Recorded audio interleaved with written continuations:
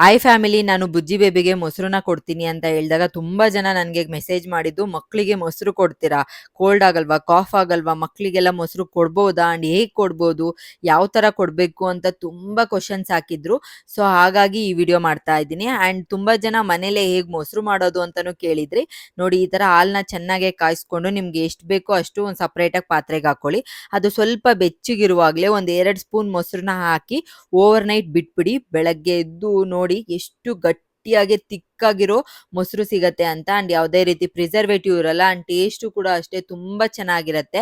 And ಮಕ್ಕಳಿಗೆ ಮೊಸರು ಕೊಡ್ಬೋದು. ಎಸ್, ಯಾವುದೇ ರೀತಿ ಕೋಲ್ಡು ಕಾಫು ಏನೂ ಆಗಲ್ಲ. 6 ಮಂತ್ಸ್ ಆದಮೇಲೆ ಎಲ್ಲ ಮಕ್ಕಳಿಗೂ ನೀವು ಮೊಸರು ಕೊಡ್ಬೋದು.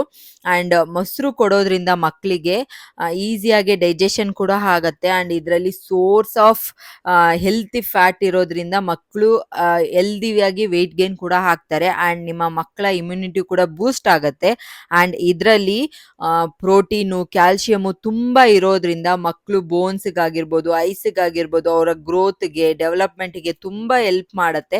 ಹಾಗೆ ಈಸಿಯಾಗಿ ಕೂಡ ಇದು ಡೈಜೆಸ್ಟ್ ಆಗುತ್ತೆ. ಯಾವುದೇ ರೀತಿ ಪ್ರಾಬ್ಲಮ್ ಆಗಲ್ಲ.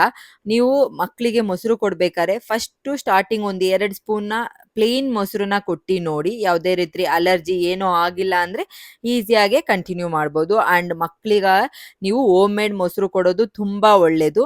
ಸೊ ಈ ವಿಡಿಯೋ ನೋಡಿದ್ಮೇಲೆ ನಿಮಗೆ ಇರೋ ಎಲ್ಲ ಕನ್ಫ್ಯೂಷನು ಕ್ಲಿಯರ್ ಆಗಿರುತ್ತೆ ಅಂತ ಅನ್ಕೊತೀನಿ. ಆರಾಮಾಗೆ ಮಕ್ಕಳಿಗೆ ನೀವು ಕರ್ಡ್ನ 6 ಮಂತ್ಸಿಂದನೇ ಸ್ಟಾರ್ಟ್ ಮಾಡ್ಬೋದು. ಈ ವಿಡಿಯೋ ಯೂಸ್ಫುಲ್ ಆಗಿದ್ರೆ ನನ್ನ ಪೇಜ್ನ ಫಾಲೋ ಮಾಡಿ. Thank you so much for watching.